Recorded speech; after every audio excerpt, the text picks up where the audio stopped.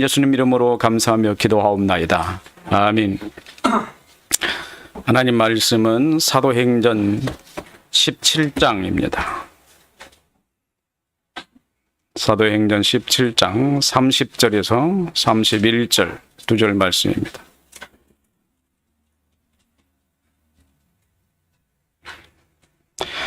다 같이 크게 합독하시겠습니다. 사도행전 17장 30절에서 31절 시작. 알지 못하던 시대에는 하나님이 간과하셨거니와 이제는 어디든지 사람에게 다 명하사 회개하라 하셨으니 이는 정하신 사람으로 하여금 천하의 공의를 심판할 날을 작정하시고 이에 그를 죽은 자 가운데서 살리신 것을 모든 사람에게 믿을 만한 증거를 주시라 하시니라. 아멘. 지난주 여러분께 드리는 말씀을 통해서 아마 적잖은 마음의 울렁이 일어났을 것이라고 저는 생각했는데 아마 여러분에는 아무런 감동이 없으셨는지 모르겠습니다. 아마 오히려 의문만 증폭했는지 모르겠습니다. 하지만 지난주 말씀은 사실 기독교인의 정체성에 대한 명료한 정의를 제시해 드렸습니다. 만약 여러분께서 그 말씀을 마음에 조금이라도 담아두고 생각하신다면 하나님 나라의 백성으로서의 새 생명 가운데 사는 삶에 대한 참된 누림을 얻으셨을 것입니다. 곧 기독교인이란 하늘로부터 온 예수 생명이 흙의 몸을 지니고 이 땅에 태어난 여러분에게 심겨졌고 예수 생명이 여러분의 자아에서 의식되어져 세상을 인식하는 삶을 시작하게 되는데 그 삶을 통해 하나님 나라를 희미하게 볼 수 있기 때문에 사도 바울이 고린도전서 13장의 마지막에 말한 것 같이 여러분에게 그 내용을 설명을 드렸습니다. 그 내용은 무엇입니까? 우리에게 심겨진 예수 생명이 우리의 본성의 자아를 이용해서 눈을 열면 보이는 새로운 세계였습니다. 내가 어렸을 때에는 말하는 것이 어린아이 같고 깨닫는 것이 어린아이 같고 생각하는 것이 어린아이 같다가 장성한 사람이 되어서는 어린아이의 일을 버렸노라. 우리가 지금은 거울로 보는 것 같이 희미하나 그때는 얼굴과 얼굴을 대하여 볼 것이요. 지금은 내가 부분적으로 아나 그때는 주께서 나를 아신 것 같이 내가 온전히 알리라. 그런즉 믿음, 소망, 사랑 이 세 가지는 항상 있을 것인데 그 중에 제일은 사랑이라. 다시 말하면은 지금은 거울로 본 것 같이 희미하다고 그랬어요. 그때 당시 거울은 지금처럼 맑은 거울이 아니었고요. 돌판, 여기 거울이었기 때문에 거울에 보면 희미하게 보였어요. 그때 당시에는. 그래서 지금 거울처럼 생각하면 안 돼요. 그래서 그렇게 희미하게 뭐가 보여요? 예수 생명의 세상이 보인다 이 말이었어요. 그 천국이 보인다 이런 뜻이었어요. 예수 생명의 다른 삶, 다시 말하면 내 안에 들어온 복음의 정체성이 나의 자아를 통해서 세상을 보는 그런 것을 이야기한 거였어요. 이처럼 우리가 어린아이 상태에서 새로운 눈을 열고 세상을 보게 된 세상, 예수 생명의 신분으로 본 새로운 세계에 대한 정체성에 대한 설명을 지난주 드렸습니다. 그 생명은 죽음을 초월한 하늘의 생명을 덧입기를 기다리는 삶이었습니다. 이것은 이 세상에 태어난 사람의 참된 희망이요 삶의 목적이었던 것입니다. 여러분들에게 일어난 일을 가만히 한번 생각해 보십시오. 하나님께서 하늘로부터 예수 생명을 여러분의 자아에 심어주셨습니다. 하나님의 형상을 잃어버리고 거짓과 왜곡 지식의 정체로 자아를 가진 여러분에게 하나님께서 은혜의 복음으로 새 생명을 심으셨습니다. 여러분의 자아 정체성에 복음의 정체성이 심겼습니다. 여러분은 이 세상에 방금 태어난 어린아이와 같이 새 생명을 가졌었습니다. 여러분은 그 생명으로 자라면서 세상을 보게 될 것입니다. 아직 그 눈이 열리지 않았으면 열리기 위해서 충분한 영적 양식을 섭취해야 합니다. 어머니의 신령한 젖을 공급받아 자라나야 합니다. 지금까지 죽음의 지배를 받고 살던 여러분의 자아에 영생의 정체성의 생명을 가졌기 때문에 양식을 취하지 않으면 그 생명은 아사 상태가 될 겁니다. 하지만 이 생명을 심어준 성령 하나님께서는 여러분의 영혼에 심겨진 새 생명 안에 같이 계시기 때문에 여러분을 결코 아사에 이르도록 두시지 않습니다. 하나님으로부터 오는 충분한 양식을 공급받아 여러분은 성장하게 될 겁니다. 이 양식은 교회를 통해서 주어지는 영적 양식입니다. 이것으로 여러분은 죽음이 더 이상 여러분과 관계없다는 것을 확실히 알게 되실 것이고 더욱 분명하게 아실 겁니다. 여러분은 죽을 생명을 단절하고 몸부림치는 신앙의 삶을 살게 되고 세상이 감당하지 못하는 거룩한 삶을 살게 될 것입니다. 여러분은 죽음으로부터 완전히 자유의 삶을 얻었으며 예수 생명이 여러분 안에 심겨졌어. 그렇지만 아직도 육체 안에 있기 때문에 여전히 죽은 옛사람이 여러분의 자아의 주인 역할을 하려고 할 겁니다. 복음의 정체성이 더 이상 여러분의 옛사람으로 하여금 주인 역할을 하지 못하도록 서로 노력할 겁니다. 여러분은 그 복음의 정체성의 눈을 가지고 세상을 보면은 그 세상이 곧 천국이라는 것을 여러분 아시게 될 겁니다. 여러분이 그리스도인이 되었으면서도 그런 자유를 누리지 못한 거짓된 의식으로 살았던 날들을 버리십시오. 그리스도인이었으면서도 거짓에 짓눌려 살고 속고 살아온 삶들 말입니다. 그 실상은 이런 것입니다. 여러분 안에 심겨진 새 생명의 정체는 예수 생명으로 진리의 생명입니다. 실제로 여러분은 진리가 여러분 안에 있으므로 성령의 삶을 살게 되어 있습니다. 그런데 여러분들은 그 삶이 있는지조차도 몰랐고 예수 생명의 삶을 살게 된다는 사실조차 까마득히 모르고 있었던 것입니다. 그리스도인이면서 여전히 거짓된 본성이 여러분을 지배해 왔었습니다. 그 증거가 죽음을 여전히 두려워하고 계신 것입니다. 여러분에게 생명이 심겨져서 자라고 있는데 의식에서는 죽어야 할 옛사람의 정체성이 여러분에게 자기 자리를 잃지 않으려고 여러분에게 지금 매달리고 있는 겁니다. 그래서 사도 바울은 이렇게 말합니다. 너희가 거듭난 것은 썩어질 씨로 된 것이 아니요 썩지 아니할 씨로 된 것이니 살아있고 항상 있는 하나님의 말씀으로 된 것이니라.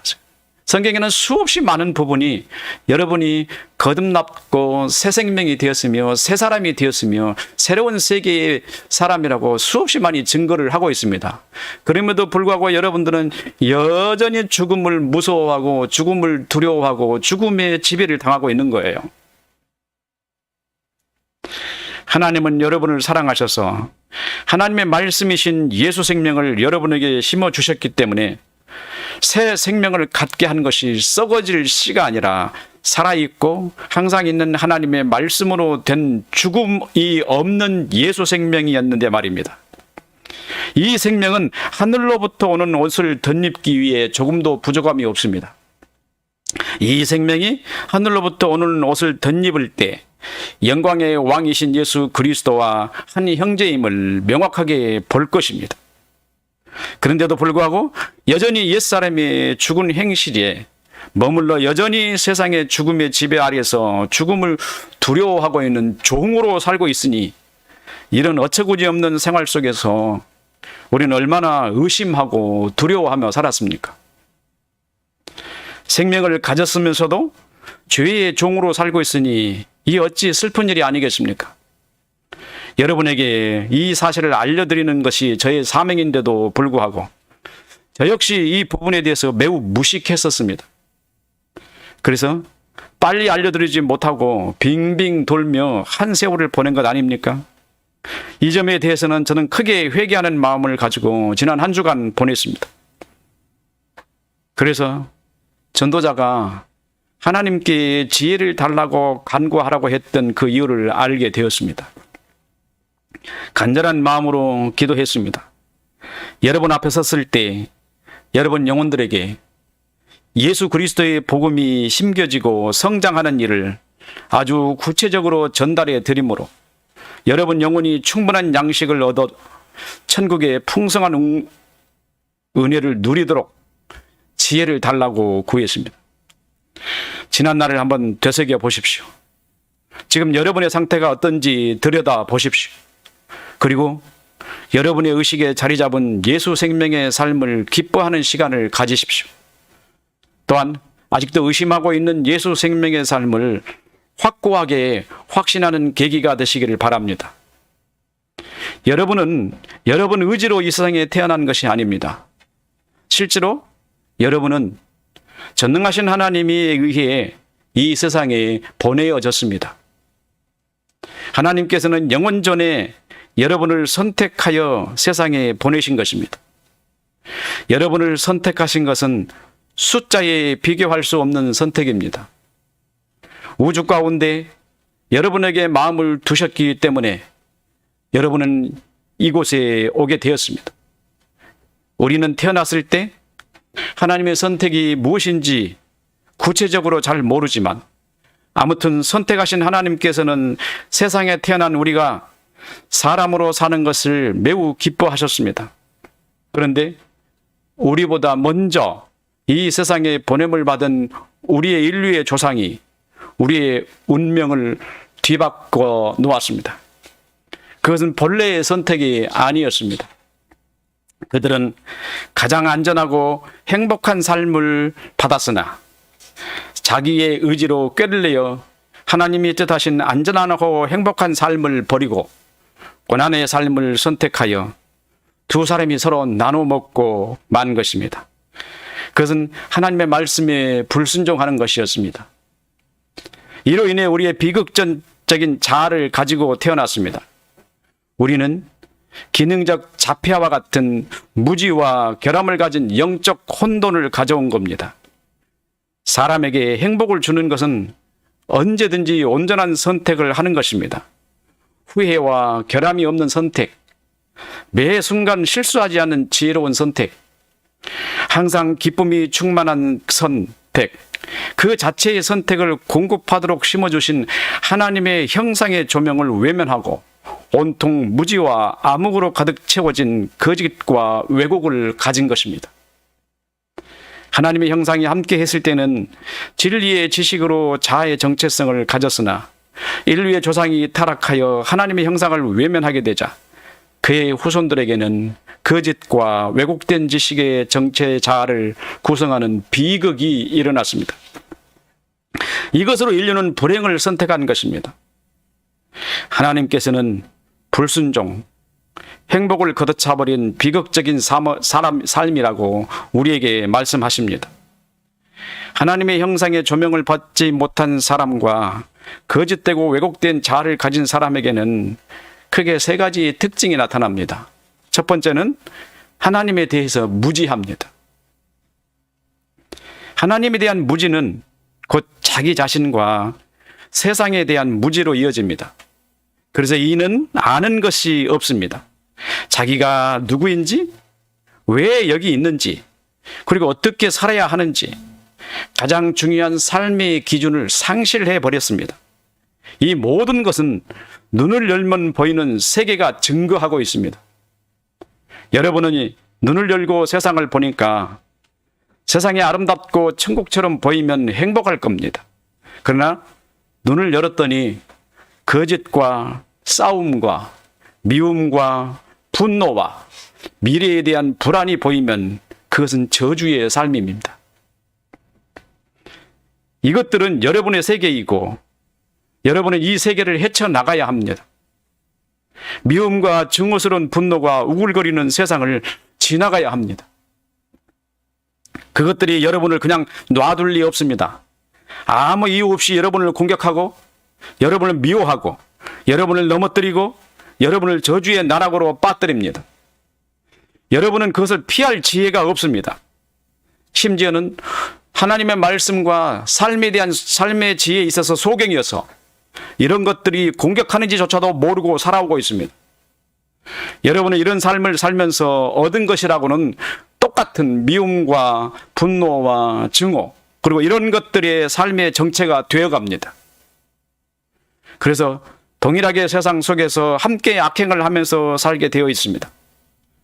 어떤 사람들은 이런 삶과 전혀 관계없다고 말하는 사람들이 있습니다.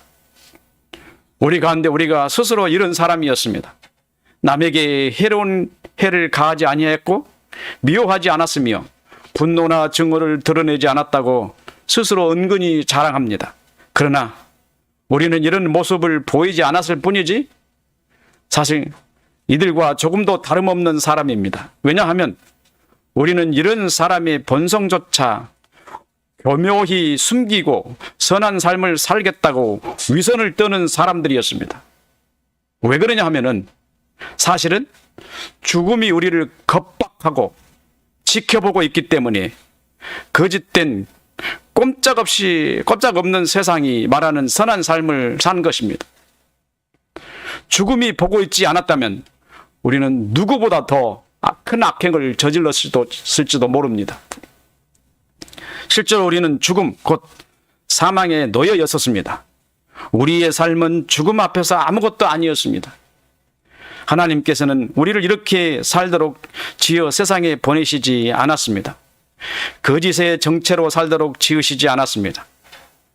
그래서 어떤 사람들은 이렇게 말합니다. 하나님께서 사람을 이렇게 지으셨다면은, 선하게 지으셨다면은 왜 세상이 악하고 지옥 같냐고 반문합니다. 지혜로우시고 선하신 하나님께서 오류투성이가 되도록 사람을 이렇게 지으셨느냐? 제대로 사는 사람이 어디 있느냐? 세상은 범죄투성이고 오류투성이며 문제투성입니다. 사람은 시궁창에 사는 것이지 어디 온전한 것이라고 하나도 찾아볼 수 있느냐? 조금 똑똑한 사람이 이런 말을 합니다. 하나님이 전지전능하시다면 사람을 이렇게 만들지 않으신다. 완전하게 만드신다. 좀 지혜가 있다는 사람의 말이에요. 사람을 완전하게 만드실 것이다. 아주 말을 잘합니다. 이분은 완전히 무엇인지 아는 분입니다. 완전하다는 것은 오류가 없고 반도덕적이지 않고 결함이 없어 문제가 없다는 것입니다. 한마디로 질서롭고 조화롭다라고 표현할 수 있습니다. 하나님께서 말씀하신 선입니다. 이 사람은 정말로 맞는 말을 했습니다. 하나님은 사람을 지혜로우신 분이기 때문에 사람을 완전하게 지으셨을 것이다. 하나님의 형상대로 지음을 받아서 하나님의 마음을 어느 정도 아시는 사람입니다.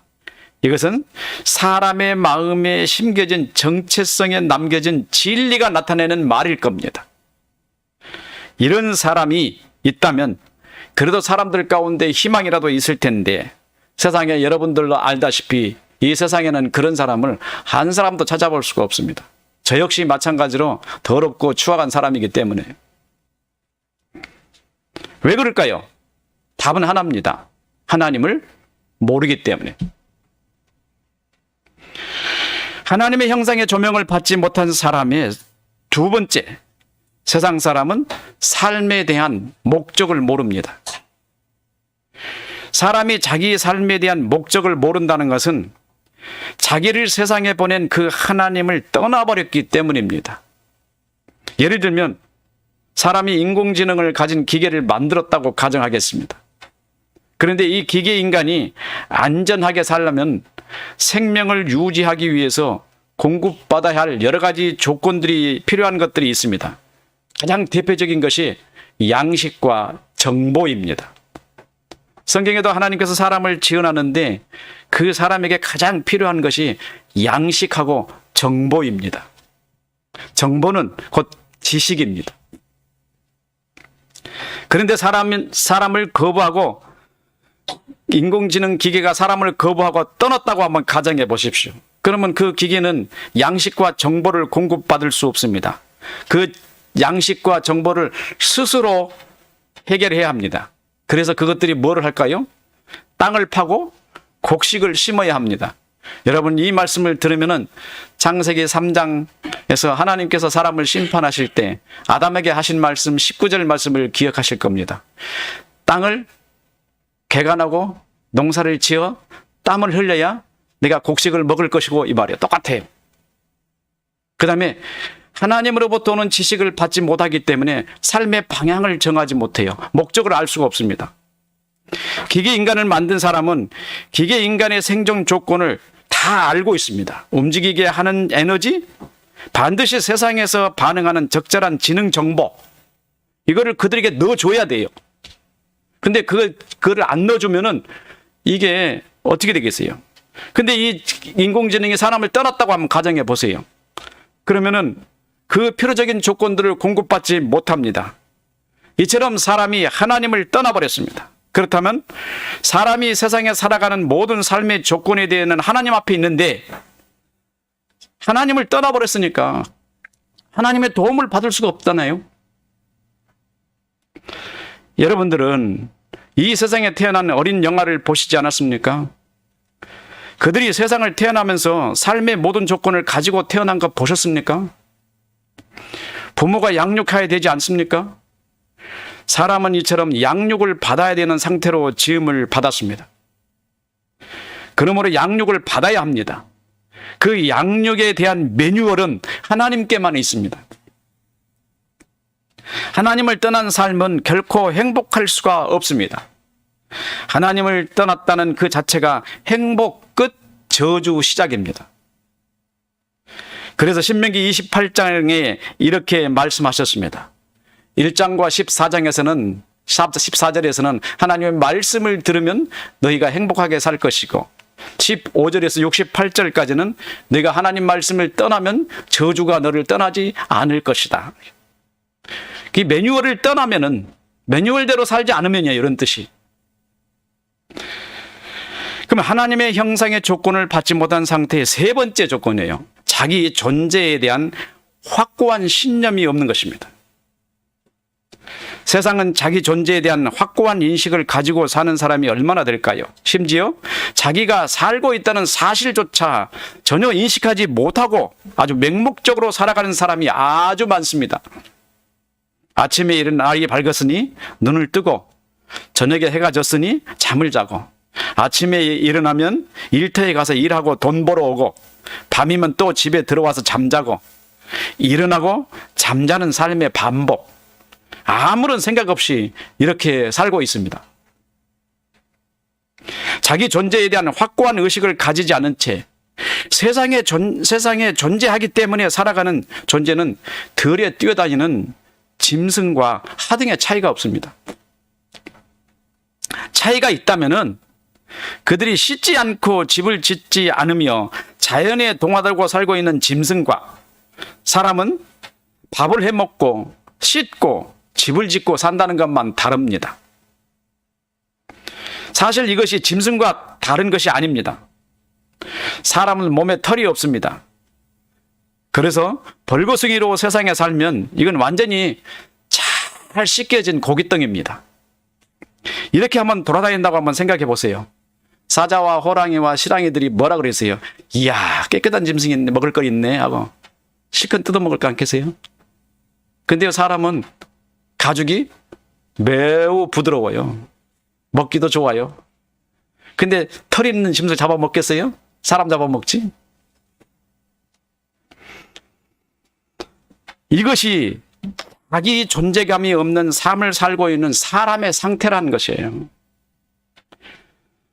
하나님께서 주신 하나님의 형상의 조명을 받은 진리의 정체성이 아니라 거짓과 왜곡 지식의 정체성으로 살기 때문에 뒤틀어진 존재가 된 거 아니겠어요? 이 자폐증하고 뭐가 다르겠어요? 자폐아하고. 그래서 자기 존재의식을 모릅니다. 내가 지금 존재한다는 사실에 대해 망각하고 세상을 살고 있어요. 하나님께서는 사람을 완전하게 질서롭고 조화로운 상태로 지으셨습니다. 창세기 1장 31절에 이렇게 기록되어 있습니다. 하나님이 지으신 모든 것을 보시니 심히 좋았더라. 저녁이 되고 아침이 되니 이는 6째 날이니라. 저는요, 성경을 읽으면서 이 장에서 다음 장으로 넘어가지 않은 역사가 있었으면 참 좋겠다 그랬어요. 그 장에서 멈춰버리고 성경이 그걸로 끝나면 얼마나 좋을까. 2장을 지나서 3장을 가면 인류의 비참이 보입니다. 보시기에 심히 좋은 세상에 질서가 흐트러져 버립니다. 창세기 3장 1절에 질서가 깨어진 아주 흉측한 모습이 나타납니다. 무질서하고 혼돈의 세계입니다.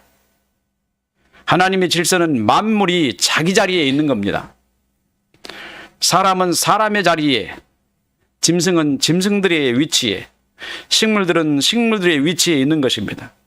이것을 질서롭고 조화로운 상태며 하나님이 보시기에 좋은 것이다, 이렇게 말씀하셨어요. 그런데 보십시오. 하나님이 지으신 들짐승 중에 뱀이 가장 간교하더라, 이렇게 말씀하셨어요. 거기에 간교가 들어가 있어요. 간교라는 말이 무슨 말이냐면 교활하다, 약삭 빠르다, 그리고 사리에 밝다, 이런 뜻이에요. 히브리어로는 야딤이라고 한데요. 한번 생각해 보세요. 에덴 동산에 사람이 사는 낙원에 이런 것이 있으면 안 되죠. 그러잖아요. 이런 간교한 것이 사람과 대화를 하고 있어요. 이게 뭐죠? 질서가 무너진 거예요. 보시기에 심히 좋은 세상이 뒤죽박죽 돼가고 있는 거예요. 질서가 이미 깨어지고 말았습니다. 뱀은 짐승이기 때문에 사람과 대화해서는 안 됩니다. 대화할 수 없을 뿐만 아니라 말할 수 없도록 지으셨습니다. 그러므로 사람과 짐승이 대화한다는 것은 벌써 질서가 깨트려진 거예요. 짐승은 감정적 동물입니다. 질서를 모릅니다. 뭐가 뭔지 몰라요. 감정에 약간만 자극을 받아 공격합니다. 이게 짐승이에요. 자기들만의 사회적 관계를 가질 의사소통을 할 뿐입니다. 그러므로 그래요. 사람과 짐승 간의 의사소통은 불가능합니다. 그런데 짐승이 사람과 말을 하고 있습니다. 창세기 1장 26절에 보면 뭐라고 썼냐면 하나님께서 이르시되 우리의 형상을 따라 우리의 모양대로 우리가 사람을 만들고 그로 바다의 물고기와 하늘의 새와 가축과 온 땅과 땅에 기는 모든 것을 다스리게 하자라고 하셨는데요. 사람은 이 말씀의 질서를 지키기 위해서 이걸 관리하고 유지를 했었어야 합니다. 그런데 사람이 짐승과 대화를 하더니 대화가 깊어졌어요. 급기야는 하나님의 말씀보다 짐승의 말을 더 신뢰하게 되었습니다. 하나님께서 가장 우려한 일이 일어난 것입니다. 지금 세상은 사람들이 구글이라는 기계를 만들었습니다.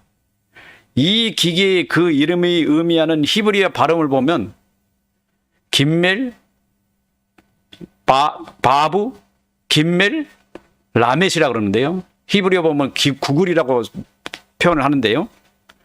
이건 상형 문자이기 때문에 히브리어로 보면은 이 뜻이 무슨 뜻인가를 알 수가 있어요. 김멜이란 말은 기계, 연장, 짐승을 의미합니다. 김멜, 바부, 김멜, 라메드인데요. 라메드란 말은 가르치다, 지시하다, 지배하다 이런 뜻이에요. 김멜, 바부, 김멜, 짐승들이 사람을 지배하는 거예요. 이게 구글입니다. 요한계시록 13장에 짐승의 장이라고 합니다. 여기에 666이라는 해석하기 어려운 말이 등장하는데 제가 이 666을 마음에 두고 이 말을 하는 것은 아니니까 오해하지 않으시기 바랍니다. 여기에 13장에 짐승이 입을 벌려 하나님을 향하여 비방한데 그 이름과 그의 장막곧 하늘에 사는 자들을 비방하더라. 뭐가요? 하나님을 비방해요? 짐승이. 그러면 세상에 사는 짐승 중에 하나님을 비방할 짐승이 어떤 짐승일까요? 아무것도 없어요. 용도 안 해요. 사자도 안 하고. 그럼 뭐가 할까요? 사람이 만든 짐승이 하나님을 비방합니다. 그거밖에 없어요. 하나님을 비방하는 듯 상상할 수 없는 일을 벌입니다. 구글이 계시록 13장에 말하는 것은 아니지만은 분명히 그 이름과 같은 역할을 하고 있기 때문에 비유를 들어 제가 말씀을 드립니다. 그래서 여러분 그렇다고 말하시면 안 돼요.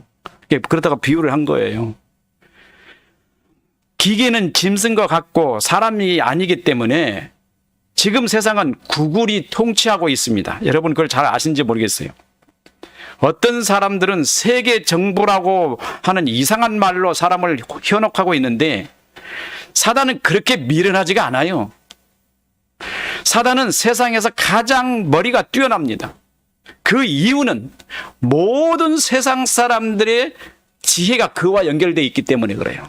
다 유기적으로 연결되어 있어요. 그래서 가장 뛰어난 머리를 가지고 있는 게 사탄입니다. 사단은 어리석게 세상을 지배하지 않습니다. 세계정부 만들어갖고 지배 안 해요. 여러분 그런 얘기 들으면 다 마귀들이 하는 일이라고 생각하세요. 그게 교회 안에 와가지고 그 말을 떠들고 있는 게 너무 기가 막혀서 내가 여러분에게 말씀을 드립니다. 사단은 구글을 통해서 세상을 지배하고 있었습니다. 지금으로부터 약 50년 전부터 시작됐는데 지금 이 세상의 왕은 구글입니다. 왜 구글이 왕이냐고 여러분 그러겠죠? 구글은 지금 여러분 손에 다 하나씩 들려져 있습니다. 어린아이까지 하나씩 들려져 있어요. 지금 이제 머지않으면 가태한 어린아이의 손목에다가 구글이 들어갈 거예요. 지금. 여러분은 지금 이미 구글이 없으면 세상을 못 삽니다. 아마도 구글이 먹통되면은 여러분 어떻게 되겠어요? 한번 생각해 보세요. 세상은 완전히 마비돼 버립니다. 아무것도 할 수 없는 상태가 되고 말았습니다. 편리성, 정보, 그리고 삶에 깊숙이 개입한 구글은 여러분을 완전히 정복하고 나아가 세상을 정복하고 말았습니다. 세상은 이렇게 간단하게 누구의 노예가 됐죠? 기계의 노예가 되고 말았어요. 여러분들은 그 노예인 줄을 몰라요.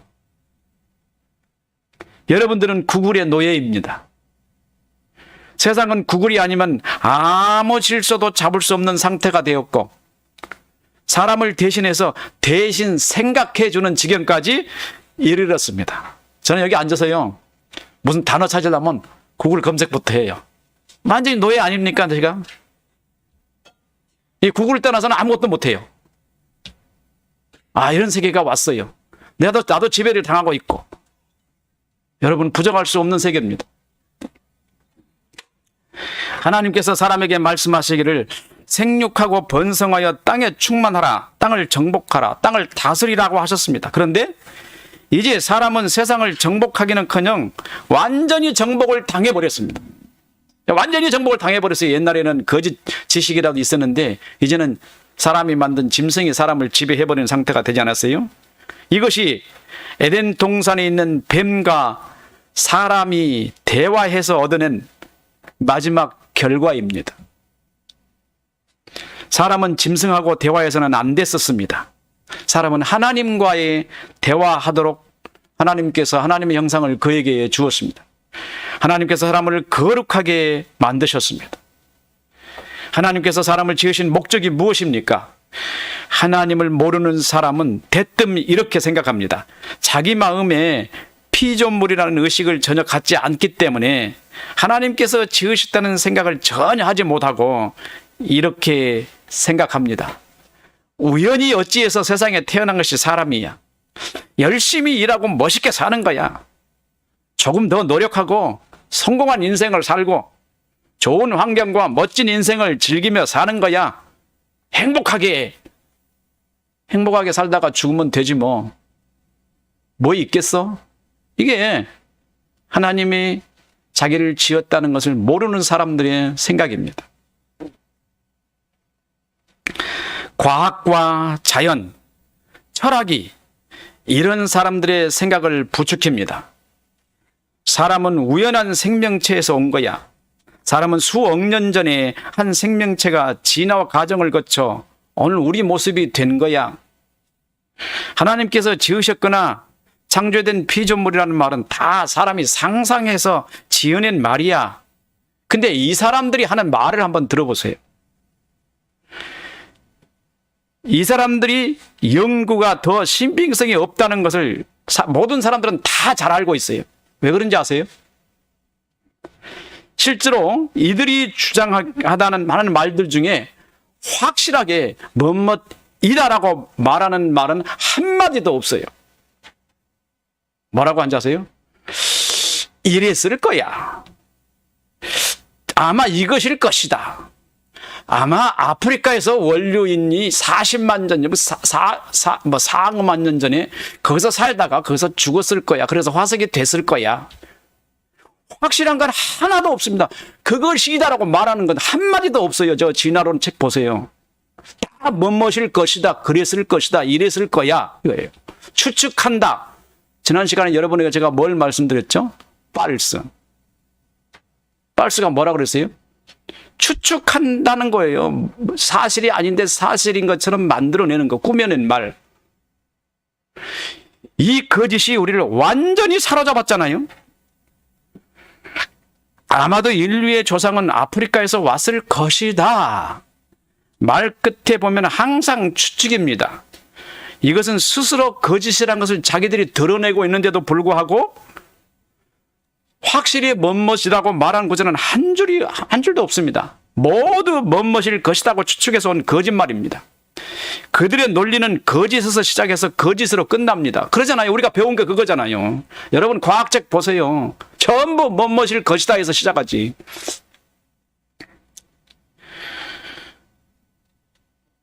인류는 처음 사람이 사탄과 대화한 내용이 모두 어떤 내용인지 아세요?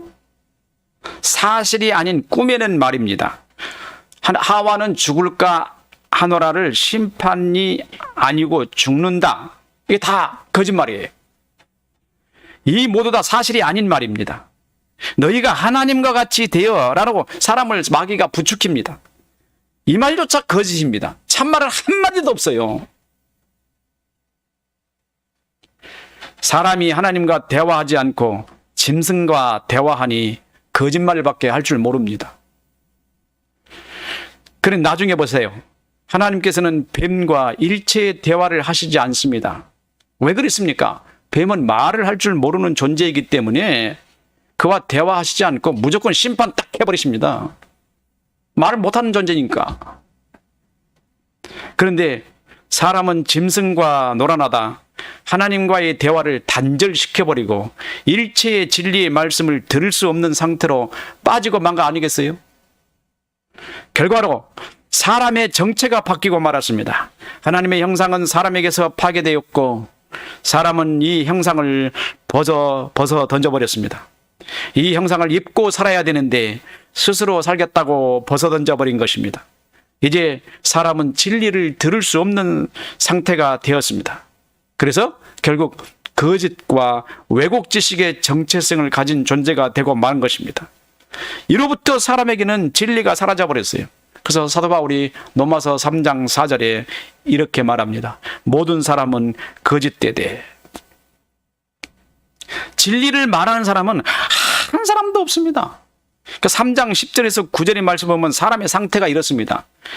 기록된 바 의인은 없나니 하나도 없으며 깨닫는 자도 없고 하나님을 찾는 자도 없고 다 치우쳐 무익하게 되고 선을 행하는 자는 없나니 하나도 없도다. 그들의 목구멍은 열린 무덤이요 그 혀로는 속임을 베풀고 그 입술에는 독사의 독이 있고 그 입에는 저주와 악독이 가득하고 그 발은 피 흘리는 데 빠른지라. 파멸과 고생이 그 길에 있어 평강의 길을 알지 못하고 그들의 눈앞에 하나님을 두려워함이 없느니라 함과 같으니라. 우리가 알거니와 무릇 율법이 말하는 말은 율법 아래에 있는 자들에게 말하는 것이니 이는 모든 입을 막고 온 세상으로 하나님의 심판 아래에 있게 하려 함이라. 앞에서 말씀드린 모든 내용을 완전히 정리 한마디로 요약해 준 바울의 말입니다. 세상에 정직하고 의인을 찾으려고 하는 사람은 반드시 실망하게 되어 있습니다. 세상에서 행복을 찾으려고 하는 사람은 반드시 불행에 빠지게 되어 있습니다. 세상은 사람이 행복하게 살 수 있는 구조가 절대 아닙니다. 세상은 사람을 불행에 빠뜨리기 위해 온갖 함정을 파놓았습니다. 한 발을 잘못 헛디디면 인생은 헤어날 수 없는 나락으로 빠져버립니다. 여러분이 살고 있는 이 세상은 아주 위험한 것입니다. 여러분이 사람 한 번 잘못 만나면 인생은 끝나버립니다. 여러분이 발 한 번 잘못 디디면은 여러분의 세계는 완전히 아작난다고 해도 과언이 아니에요. 속된 말해서 죄송합니다. 우리 인생은 세상이 여러분들을 구해줄 것이라고 생각하면 착각입니다. 왜 그럴까요? 답이 뭐죠? 하나님의 형상을 벗어버렸기 때문에. 여러분의 눈이 있고 귀가 있으니 세상에서 일어나는 비참한 상황에 대해서 아주 잘 알고 계시지 않습니까? 세상에서 들려오는 소리를 한번 들어보십시오. 전쟁, 기후재앙, 경제의 재앙, 부동산의 폭락, 지구적 화산과 지진의 재앙, 여기에 세상의 곳곳에서 일어나는 사람들 간의 불화의 싸움, 폭력, 갈등, 어느 하나도 온전한 질서로 유지되는 것이 하나도 없습니다. 하나도 없어요. 여러분은 이 속에 살고 있습니다. 마치 미움과 증오가 분출하는 세상에 발을 딛고 살아가는 형국입니다. 어디 한 곳이라도 안전한 곳이 없는 세상입니다. 진리를 알고 있는 사람을 만나면 천국으로 안내되지만 진리를 모르는 사람을 만나면 여지없이 지옥으로 끌려갑니다. 세상을 지으신 하나님께서 이렇게 말씀하셨습니다. 이것을 하늘과 땅 그리고 바다, 산과 자연 모든 움직임을 설계하시고 지으신 하나님께서 이 세상에 사람을 지으시고 사람과 대화할 수 있도록 하나님만 가진 지식을 사람에게 주셨습니다. 그리고 이렇게 말씀하셨습니다. 내가 이 모든 걸 다 지었다. 내가 너를 나의 형상으로 나와 같이 되게 하고 그리고 마침내 영원히 너와 대화하고 즐거운 삶을 살도록 하려고 너를 지었다. 그런데 너는 나를 떠났어. 그래도 나는 너를 사랑했고 내가 거짓에 미혹되어 어두움 가운데 허우적거린 인생을 살고 있는 것을 두고 볼 수 없어서 너에게 사는 방법을 알려주었어. 내가 돌아오기를 원했고 내가 진정으로 행복한 삶을 살기를 원했다. 나는 너를 지은 내 하나님 여호와다. 집을 나간 자식을 기다리는 아버지, 매일 아침 한 번도 자식의 밥그릇을 비워두신 적이 없는 어머니, 먹을 수 있는 양식과 따뜻하게 쉴 수 있는 평안한 안식이 있는 잠자리, 이것이 아버지의 품이 아닙니까? 그런데 사람은 자기를 지으신 이 하나님의 품을 떠나버리지 않았습니까? 멀리 있지만 그래도 온전히 살 수 있는 삶의 방법을 가르쳐 주려고 선지자를 부지런히 보냈지만은 그들은 그 말을 듣지 않았습니다.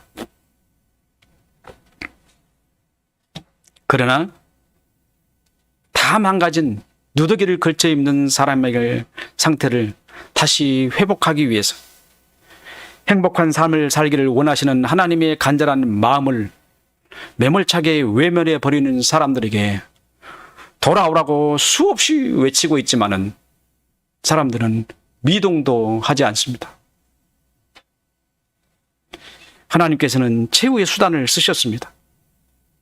그래도 하나님께서는 사람을 얼마나 사랑하셨는지 타락에서 회복시키시려고 하나님의 아들을 세상에 보내주셨고 그 아들로 사람들의 죄된 삶을 정리하도록 하셨습니다.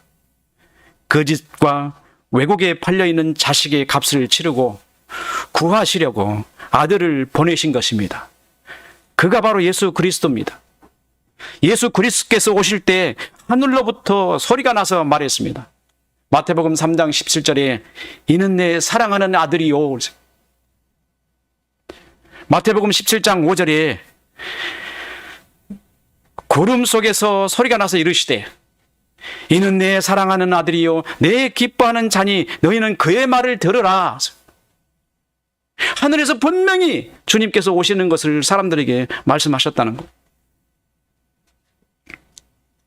그럴지라도 사람은 그의 말을 듣기를 거절했습니다.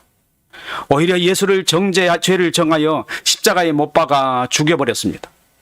하나님의 아들이신 예수님은 아무 죄도 없는 분이셨습니다. 그분에게는 하나님 말씀이 있었고 스스로 말씀하시는 것이 아니라 하나님 아버지께서 그 안에서 말씀하셨습니다. 그분은 본래 하나님이셨고 사실은 죄로 말미암아 사람들이 죽어야 할 죄를 대신 담당하여 죽으신 것입니다. 사람들은 예수를 까닭없이 미워했고 아무런 이유 없이 죄를 지웠습니다. 그리고 그를 죽였습니다. 우리가 자주 부르는 송명의 시인의 시기를 한번 보십시오. 우리의 어두운 눈이 그를 미워했고 우리의 캄캄한 마음이 그를 몰랐으며 우리의 무지한 채찍질로 그를 내리쳤고 우리의 악독한 혀가 그를 정죄했으며 우리의 폭력의 손길이 그 몸 멍들게 때렸으며 살인자를 본받아 우리는 그를 찔렀소. 우리는 그를 죽였지만 그는 살아나셨고 우리의 악함을 벗기셨소. 이렇게 예수께서는 우리의 죄를 짊어지셨고 우리는 그를 십자가에 잔혹한 형벌로 처형하여 죽였습니다. 하지만 실상은 우리의 죄를 대신하여 죽으셨고 죄의 노예로 살고 있는 우리를 구원하시기 위해 우리의 거짓되고 왜곡된 우리 자신을 위해 대신 죽으신 것입니다. 예수께서는 사흘 만에 다시 살아나셨습니다. 부활하신 겁니다. 예수 그리스도의 부활은 우리의 새로운 소망이 되기 위해서 살아나신 것입니다. 요한복음 12장 44절에 예수께서 외쳐 이르시되 나를 믿는 자는 나를 믿는 것이 아니요 나를 보내신 이를 믿는 것이며 나를 보는 자는 나를 보내신 이를 보는 것이니라. 나는 빛으로 세상에 왔나니 무릇 나를 믿는 자로 어두움에 거하지 않게 함이로라. 사람이 내 말을 듣고 지키지 아니할지라도 내가 그를 심판하지 아니하노라. 내가 온 것은 세상을 심판하려 함이 아니요 세상을 구원하려 함이로다. 11장 25절에 예수께서 이르시되 나는 부활이요 생명이니 나를 믿는 자는 죽어도 살겠고 무릇 살아서 나를 믿는 자는 영원히 죽지 아니하리라. 부활하신 예수님은 제자들에게 성령을 주시고 교회를 세우셨습니다. 그리고 당신이 택하신 사람들을 교회로 불러 모으시고 그 교회를 오늘까지 이어오고 있는 것입니다. 하나님이 세상을 이처럼 사랑하사 독생자를 주셨으니 이는 저를 믿는 자마다 멸망치 않고 영생을 얻게 하려 하심이라. 하나님이 그 아들을 세상에 보내신 것은 세상을 심판하려 하심이 아니요 그로 말미암아 세상을 구원받게 하려 하심이라. 그를 믿는 자는 심판을 받지 아니하는 것이요 믿지 아니하는 자는 하나님의 독생자 이름을 믿지 아니하므로 벌써 심판을 받은 것이라. 그의 정죄는 이것이니 빛이 세상에 와서 사람들이 자기 행위가 악함으로 빛보다 어두움을 더 사랑한 것이라. 예수를 믿지 않은 사람은 신명기 28장 15절에서 68절 말씀을 꼭 한번 읽어보셔야 돼요. 꼭 한번 읽어보셔야 돼요. 믿지 않은 사람이 어떤 삶인가? 저주를 등에 메고 어떻게 인생을 살아갈 수 있습니까? 하나님께서는 여러분을 위해 하신 일을 생각해 보십시오. 하나님의 아들을 내어주셨습니다. 세상에 내어주신 것이 아니라 바로 여러분 개개인 한 사람을 한 사람을 위해 내어주셨습니다. 이것을 요약하면 이것입니다. 하나님께서는 하나님을 버리고 타락하여 떠나버린 사람을 구원하시기 위해 선지자들을 보내 메시아를 보내시겠다고 약속하셨고 약속대로 이 땅에 하나님의 아들을 메시아로 보내주셨으며 죄로 말미암아 죽을 수밖에 없는 사람들을 대신하여 죽임을 당하시고 장사되었다가 사흘 만에 부활하셨으며 하늘에 오르셔서 지금 교회와 세상을 다스리시고 다시 세상을 심판하러 오실 겁니다. 그분이 하나님의 아들 예수 그리스도입니다. 누구든지 이 복음을 믿고 반응하면 구원되어 예수 생명을 얻고 하나님으로부터 오는 새 옷을 입고 영원한 영생을 누릴 것입니다가 복음이에요. 이 복음이 바로 여러분의 영혼의 지성에 심겨져 있고 이 복음이 여러분을 통해서 복음의 정체를 지금 드러내려고 하고 있습니다. 옛사람을 양보하십시오. 여러분 안에서 이 복음이 드러나도록. 이 복음을 믿는 사람에게 나타나는 놀라운 일은 첫째, 요한복음 1장 11절 13절에 보면 하나님의 자녀가 되는 권세가 됐습니다. 두 번째, 빌립보서 3장 20절에 보니까 하늘의 시민권을 가진 사람입니다. 그리스도인은 두 개의 시민권을 가진 사람이에요. 세 번째, 새 생명을 가진 사람입니다. 고린도후서 4장 10절에 11절 말씀이에요. 예수 생명을 가진 사람입니다. 복음이 우리 마음에 들어와 믿음으로 고백하고 나면 반드시 자기 자신에 대한 존재에 관한 의식이 생겨납니다. 내가 누군가, 내가 살아있구나, 나는 왜 태어났는지에 관한 궁금증이 해결되는 거예요. 내가 왜 살고 있죠? 하나님과 함께 교제를 나누는 것이 목적입니다. 주님을 보고 싶은 마음이 마음에서 일어나기 시작한 거예요. 여러분 안에 심겨진 예수 생명이 여러분의 인생의 목표를 이미 가지고 있습니다. 그 예수 생명이 여러분에게 그 정체를 서서히 드러낼 것입니다.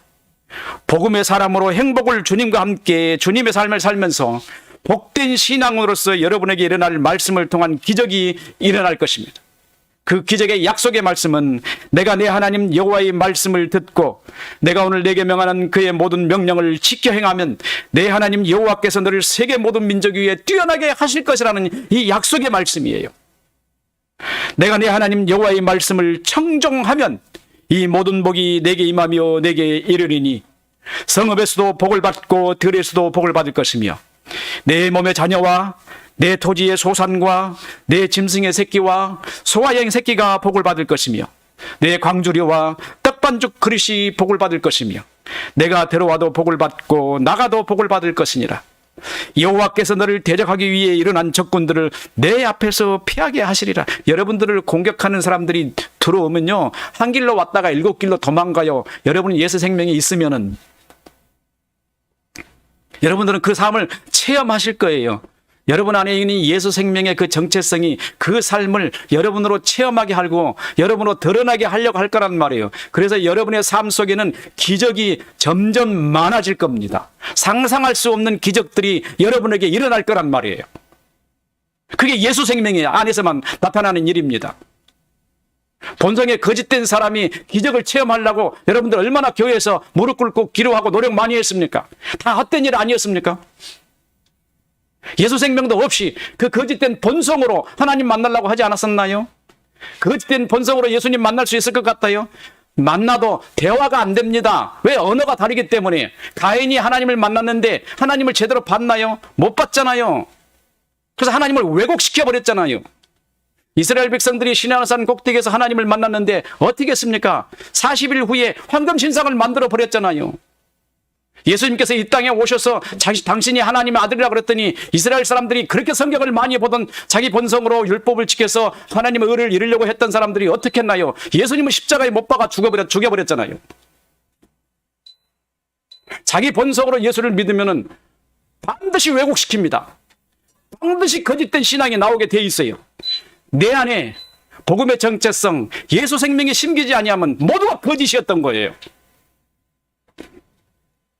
여호와께서 내게 주리라고 내 조상들에게 맹세하신 땅에서 내게 복을 주사 내 몸의 소생과 가축의 새끼와 토지의 소산을 많게 하시며 여호와께서 너를 위하여 하늘의 아름다운 보고를 여시사 내 땅에 때를 따라 비를 내리시고 내 손으로 하는 모든 일에 복을 주시리니 내가 많은 민족에게 꾸어질지라도 너는 꾸지 아니할 것이요 여호와께서 너를 머리가 되고 꼬리가 되지 않게 하시며 위에만 있고 아래 있지 않게 하시리니 오직 너는 내가 오늘 내게 명령하는 내 하나님 여호와의 명령을 듣고 지켜 행하며 내가 오늘 너에게 명령하는 그 말씀을 떠나 좌로나 우로나 치우치지 아니하고 다른 신을 따라 섬기지 아니하면 이와 같으리라. 뭐예요? 복음의 정체성이 그 소망을 이룰 거예요. 이것이 여러분의 인생의 계획표입니다. 이것이 여러분의 삶은 복음의 소망을, 예수의 소망을 가지게 되면 이 삶이 여러분에게 반드시 나타나게 되어 있어요. 이 모든 축복을 여러분의 것임을 믿고 천국 백성이 되신 것을 늘 감사함으로 예수 생명을 가진 사람으로서 하나님의